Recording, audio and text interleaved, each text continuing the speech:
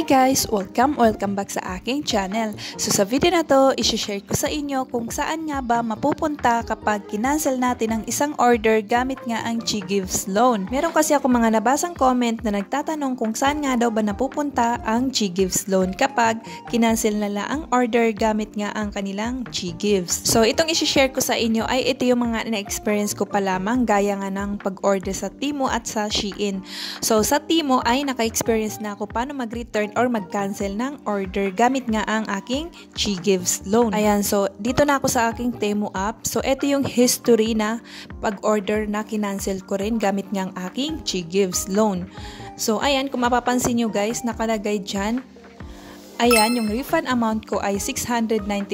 Tapos nangyari ito noong June 17, 2025. And then refund issuer is yung Temu app.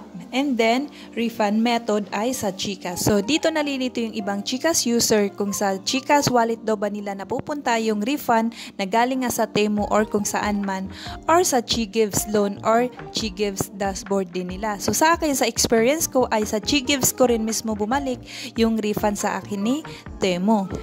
And then, take note guys na kapag binalik or ni-refund na sa inyo yung amount doon sa inyong mga Chigives ay hindi to agad-agad na magre-reflect. Maghihintay muna kayo ng 1 day or 2 day. Dahil sa experience ko ay ganon. Tapos nakalagay nga rin dyan, your financial institution needs additional time to process the refund and you should receive it by 18 to 20. So ayun, 1 to 2 days bago mag-reflect sa ating mga Chigives dashboard. So yun, so sana ay naliwanagan yung iba sa inyo na sa Chigives pa rin natin babalik yung ating kinancel na order at hindi sa ating mga GCash wallet. Okay?